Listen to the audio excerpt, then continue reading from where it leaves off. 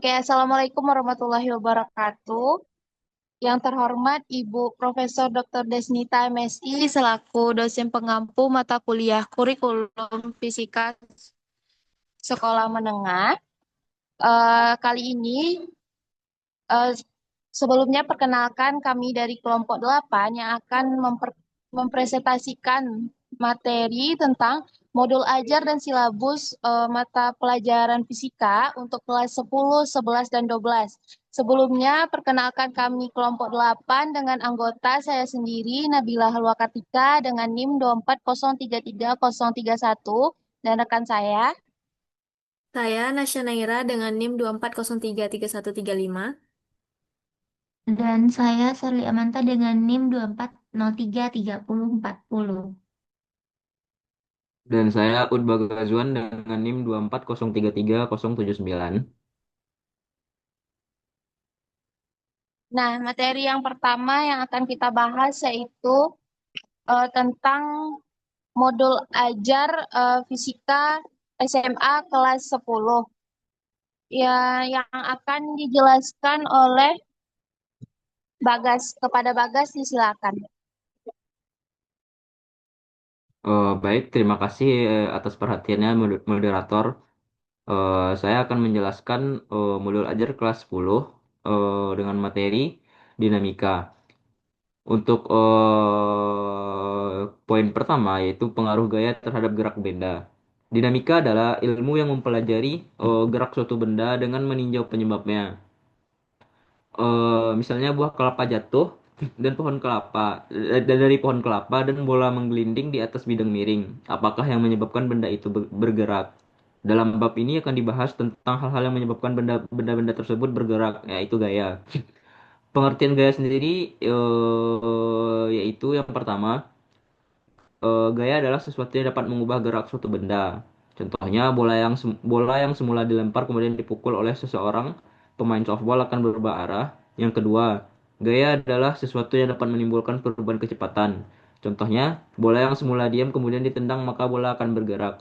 Yang ketiga, gaya adalah sesuatu yang dapat menimbulkan perubahan ukuran benda. Contohnya, sebuah pegas digantung vertikal kemudian ujung pegas diberi beban sehingga pegas bertambah panjang. Next. Untuk materi kedua yaitu hukum Newton dan penerapannya. Ada tiga macam hukum Newton. Yang pertama yaitu hukum satu Newton. Jika gaya total yang bekerja pada benda sama dengan nol, benda yang semula diam akan tetap diam, atau benda yang semula bergerak lurus beraturan akan tetap bergerak lurus beraturan. Secara sistematis hukum satu Newton dinyatakan dengan persamaan sigma F sama dengan jumlah gaya. Jika sigma F sama dengan nol, maka ada dua kemungkinan, yaitu yang pertama, benda dalam keadaan diam, atau yang kedua, benda bergerak lurus beraturan. Hukum satu Newton juga disebut sebagai hukum kelembaman, karena setiap benda bersifat lembam, yaitu sifat mempertahankan diri dan kedudukan semula. Contoh, badan kita akan terdorong ke depan ketika mobil yang kita tumpangi tiba-tiba direm. Yang kedua, badan kita akan terdorong ke belakang ketika mobil yang kita tumpangi tiba-tiba bergerak maju. Next. Selanjutnya ada hukum dua Newton. Percepatan yang ditimbulkan oleh gaya yang bekerja pada sebuah benda berbanding lurus dengan besar gaya dan berbanding terbalik dengan massa benda. Hukum Newton dinyatakan dengan rumus eh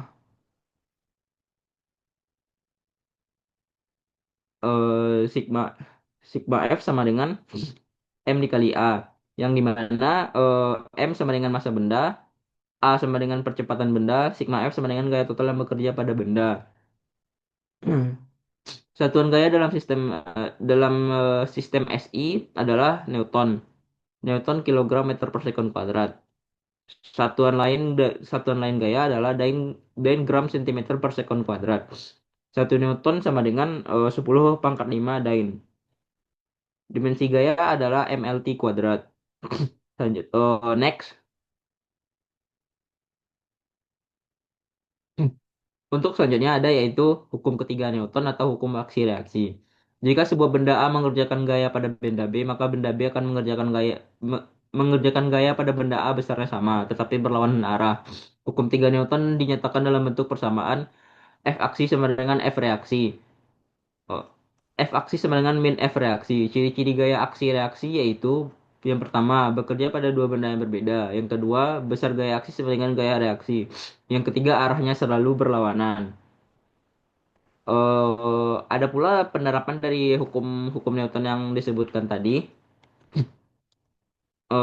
Yaitu ada contohnya misalnya lift diam atau bergerak dengan kecepatan tetap, eh, lift dipercepat ke atas, atau lift dipercepat ke bawah. Dan ada pula penerapan hukum Newton pada katrol, misalnya benda digantung dengan seutas tali melalui katrol. Dan penerapan yang lainnya yaitu benda bergerak di atas bidang datar yang licin. Next.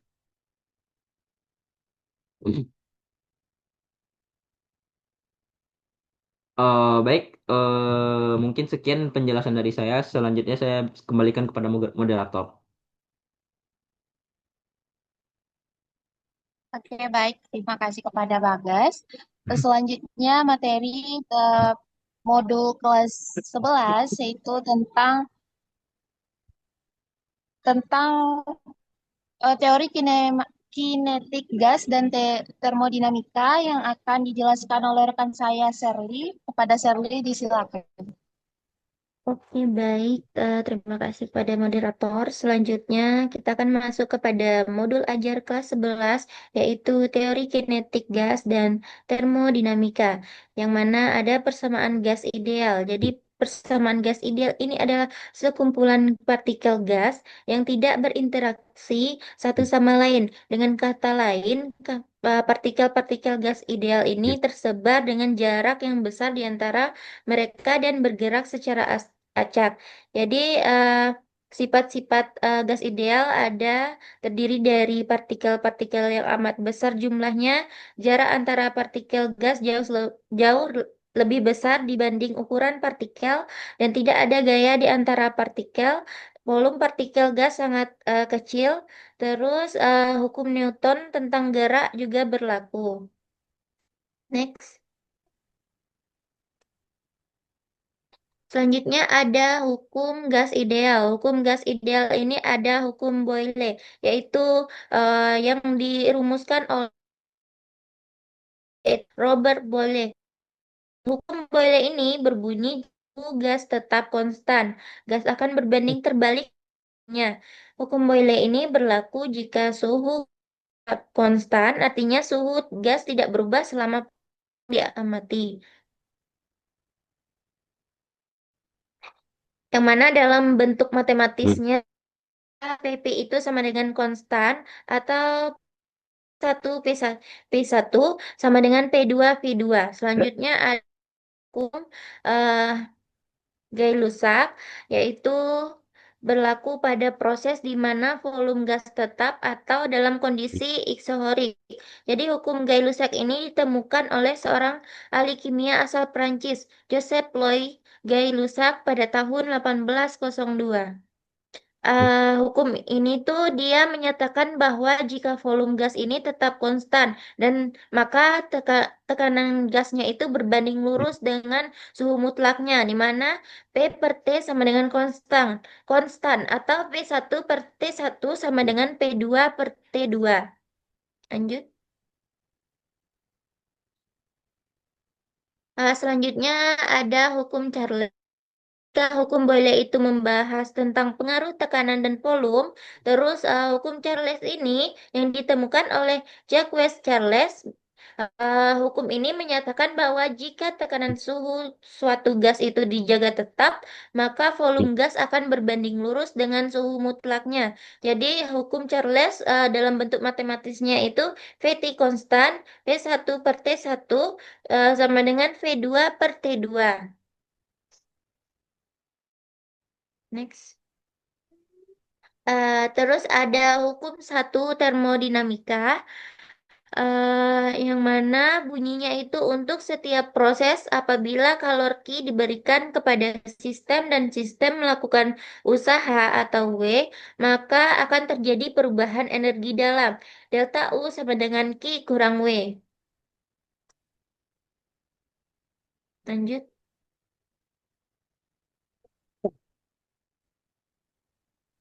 Selanjutnya ada energi dalam gas. Jadi energi dalam gas ini adalah total energi kinetik dan potensial semua molekul gas di dalamnya, terutama energi kinetik karena gerakan acak partikel seperti translasi, rotasi, dan vibrasi. Dan untuk gas idealnya hanya bergantung pada suhu. Dan dirumuskan untuk U sama dengan 3/2 nRT.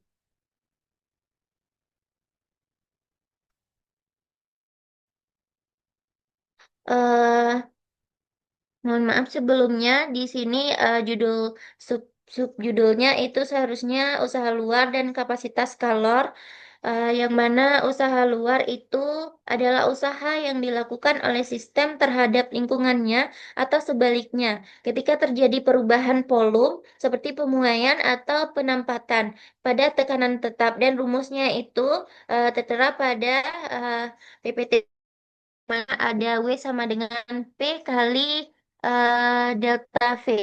Jadi kapasitas kalor itu definisinya jumlah energi kalor yang dibutuhkan untuk menaikkan suhu suatu zat sebesar 1 derajat Celcius atau 1 Kelvin. Dan rumusnya C sama dengan Q per delta T.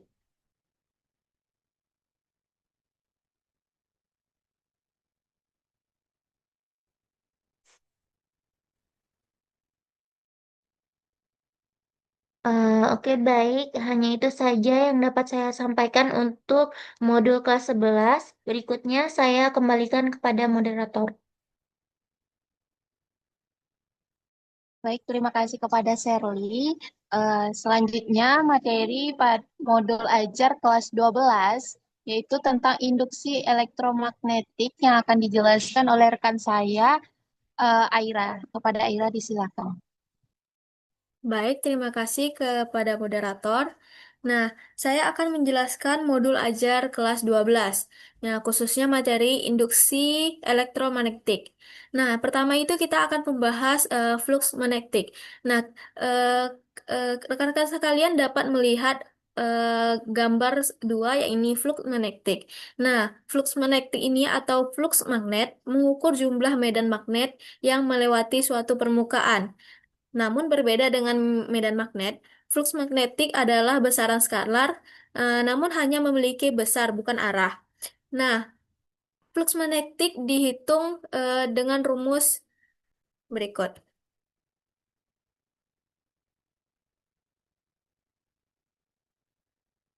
Nah, rekan-rekan sekalian dapat melihat rumusnya pada layar. Dapat saya dengan flux magnetik itu dalam Weber dan Web atau WB. Nah, dan B itu adalah kekuatan medan magnet dalam Tesla, dan juga A itu luas permukaan yang ditembus medan magnet, satuannya meter kuadrat, dan juga itu sudut antara medan magnet dan garis normal permukaannya. Nah, contoh sederhananya, kita bayangkan medan magnet seperti aliran dan flux magnetik adalah jumlah air yang melewati jaringan dalam satu waktu. Jika jaringan diputar atau aliran air berubah, jumlah air yang lewat atau fluxnya juga akan berubah. Nah, materi yang kedua yaitu adalah hukum Faraday dan Lenz. Nah, hukum pertama itu ada hukum Faraday. Dalam percobaan tentang induksi elektromagnetik, Faraday menggunakan alat sebagaimana ditunjukkan pada gambar di bawah ini, yakni alat percobaan Faraday untuk induksi elektromagnetik. Nah, ketika magnet digerakkan keluar masuk lilitan, terjadi perubahan jumlah garis magnetik atau flux magnetik yang memotong lilitan. Untuk mengimbangi perubahan flux magnetik yang menembus lilitan, elektron-elektron dalam penghantar bergerak, terjadi arus. Untuk menghasilkan flux magnetik pengganti, pada peristiwa ini polaritas atau kutub-kutub tegangan induksi bergantung pada arah garis gaya magnet yang memotong lilitan. Nah, secara sederhana dapat disimpulkan bahwa induksi elektromagnetik atau imbas elektromagnetik adalah terjadinya arus listrik dalam suatu penghantar akibat adanya perubahan magnetik. Nah, arus yang terjadi disebut arus imbas atau arus induksi.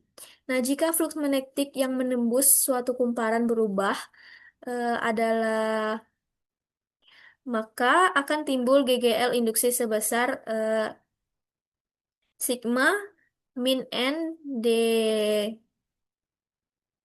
per dt atau sigma n delta F per delta Tn. Nah, sama dengan jumlah lilitan kumparan dan juga perubahan flux dan juga perubahan waktunya. Nah, yang kedua itu ada hukum Lenz. Nah, hukum ini menyatakan bahwa arus induksi suatu selalu melawan sebab atau penyebab yang menimbulkannya. Bila arus tersebut berubah-ubah, maka flux magnetik yang timbul juga akan berubah-ubah, sehingga menimbulkan GGL induksi, yakni sigma sama dengan min LDL per DTL. Induksi diri dengan satuan Henry dl per dt, yakni perubahan arus pada selang waktu dt. Nah, arah arus induksi dan GGL yang timbul ditentukan berdasarkan hukum Lenz dengan aturan tangan kanan. Jika 4 jari dikepalkan ke arah V, ke modul materi induksi elektron ke arah ibu jari menunjukkan arah arus imbas I. Jika hukum Faraday dihubungkan dengan hukum Lenz melalui analisis matematis, maka dapat diperoleh rumus yang tertera pada PPT.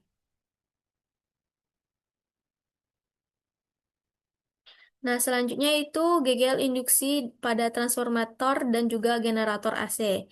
Nah, yang pertama itu transformator atau trafo, merupakan alat untuk mengubah atau memperbesar dan memperkecil tegangan AC berdasarkan prinsip induksi elektromagnetik, yaitu memindahkan energi listrik secara induksi melalui kumparan primer ke kumparan sekunder. Nah, trafo menimbulkan GGL pada kumparan sekunder karena medan magnet yang berubah-ubah akibat arus listrik bolak-balik pada kumparan primer yang diinduksikan oleh besi lunak ke dalam kumparan sekunder. Nah, yang kedua itu generator AC adalah sebuah alat pembangkit listrik yang menggunakan prinsip induksi elektromagnetik. Berdasarkan arus listriknya, maka generator dibedakan menjadi dua, yaitu generator AC dan juga generator DC. Nah, listrik yang dihasilkan oleh generator AC adalah listrik bola-balik, sedangkan generator DC menghasilkan listrik arus searah. Baiklah, sekian pemaparan materi yang dapat saya sampaikan. Selanjutnya saya serahkan kepada moderator. Baik, terima kasih kepada Aira. Selanjutnya materinya yaitu tentang silabus kelas 10, 11, dan 12. Nah, yang akan dijelaskan oleh saya sendiri. Nah, jadi pada silabus itu terdiri atas standar kompetensi, yang mana standar kompetensi itu terbagi atas dua, yaitu kompetensi inti dan kompetensi dasar. Kompetensi inti 1 dan 2 yang berisikan yaitu menghayati dan mengamalkan ajaran agama yang dianutnya, menghayati dan mengamalkan perilaku jujur, disiplin, santun, peduli, yang dalam bentuk gotong royong, kerjasama, toleransi, dan damai, serta bertanggung jawab, responsif, dan proaktif dalam berinteraksi secara efektif sesuai dengan perkembangan anak di lingkungan keluarga, sekolah, masyarakat, dan lingkungan alam bangsa, negara, kawasan regional, dan kawasan internasional. Pada KI 3 yang berisikan memahami, menerapkan, dan menganalisis pengetahuan faktual, konstekstual, prosedural, dan metakognitif berdasarkan rasa ingin tahunya tentang ilmu pengetahuan, teknologi, seni, budaya, dan humaniora dengan wawasan kemanusiaan, kebangsaan, kenegaraan, dan peradaban, penyebab fenomena dan kejadian, serta menerapkan pengetahuan prosedural pada bidang kajian yang spesifik sesuai dengan bakat dan minatnya untuk memecahkan masalah. Pada KI yang keempat, mengolah, menalar, dan menyajikan dalam ranah konkret dan ranah abstrak terkait dengan pengembangan dari yang dipelajari sekolah secara mandiri, bertindak secara efektif dan kreatif, serta mampu menggunakan metode sesuai kaidah keilmuan. Oke, next.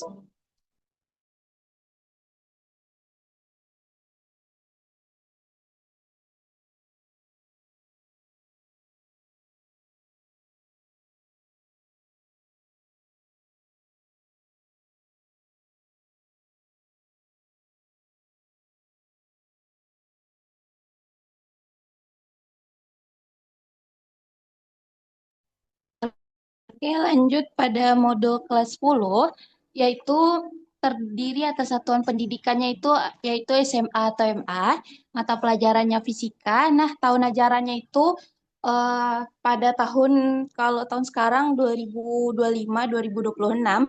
Nah, tentunya yaitu 4 JP per minggu. Pada silabus ini terdapat kompetensi dasar yang pada KD 3.1 yaitu menganalisis pengaruh dinamika berbagai gaya termasuk gaya gesek terhadap gerak benda berdasarkan hukum Newton dan penerapannya dalam kehidupan sehari-hari. Nah, pada KD 3.1 ini merupakan pengetahuan. Nah, pada KD 4.1 ini merupakan keterampilan melakukan percobaan untuk menyelidiki pengaruh gaya dan gaya gesek terhadap gaya benda serta menyajikan hasilnya untuk menunjukkan penerapan hukum Newton. Nah, pada silabus ini dijabarkan materi pokok yang terdapat. Nah, judul besarnya yaitu dinamika, dapat subbabnya yaitu pertama gaya terhadap gerak benda, yang kedua pengaruh gaya gesek benda, yang ketiga hukum Newton tentang gerak dan penerapannya. Nah, dalam proses pembelajaran dan mengajarnya, yang pertama yaitu mengamati fenomena gaya, gerak, dan gaya gesek melalui demonstrasi atau video. Yang kedua, menanya tentang hubungan gaya dengan gerak benda. Yang ketiga, mencoba melakukan percobaan gaya gesek dan pengaruh gaya terhadap pertan. Yang keempat, mengasosiasi hasil percobaan dengan konsep hukum Newton 1, 2, dan 3. Selanjutnya, mengomunikasikan hasil eksperimen melalui laporan sederhana atau presentasi. Next.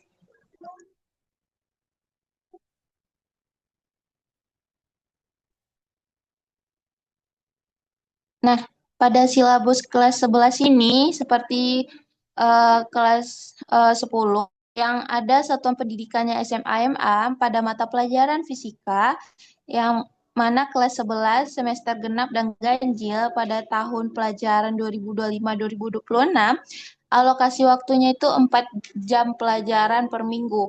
Nah, pada KD-nya itu pada yang pengetahuannya yaitu menganalisis teori kinetik gas dan konsep termodinamika, termasuk persamaan gas ideal, energi dalam gas, usaha luar, hukum dinamika, mesin Carnot, dan entropi, beserta penerapannya dalam fenomena fisika dan teknologi.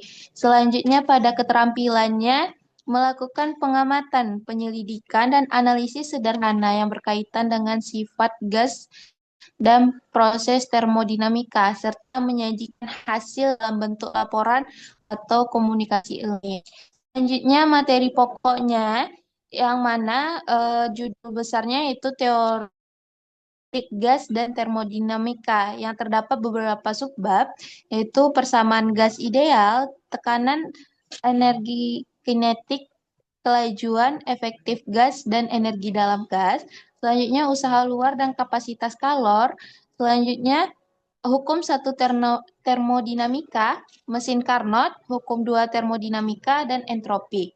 Dalam proses belajar mengajarnya itu dapat diterapkan yaitu video dan ilustrasi terhadap gerak molekul gas dan proses termodinamika. Selanjutnya menanyakan hubungan antara suhu, tekanan, volume, dan energi gas. Selanjutnya mencoba melakukan percobaan atau simulasi sederhana tentang gas ideal atau proses termodinamika. Selanjutnya kita dapat mengasosiasikan hasil pengamatan dengan konsep energi dalam, hukum 1 dan hukum 2 termodinamika, Carnot. Selanjutnya kita bisa mengaplikasikannya atau mengomunikasikannya hasil analisis dalam bentuk laporan singkat. Next.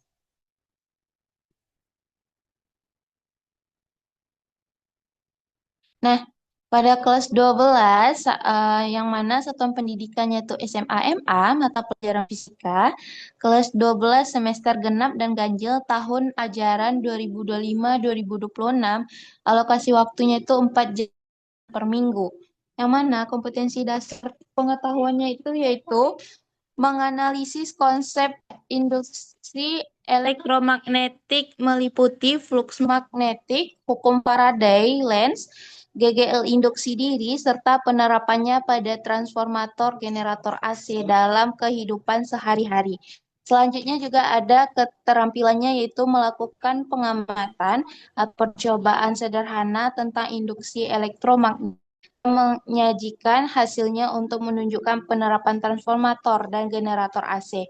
Pada materi pokoknya yang judul besarnya itu induksi elektromagnetik dan terdapat beberapa subbab, yaitu flux magnetik, hukum Faraday-Lenz, GGL induksi diri, penerapan GGL induksi pada transformator dan generator AC.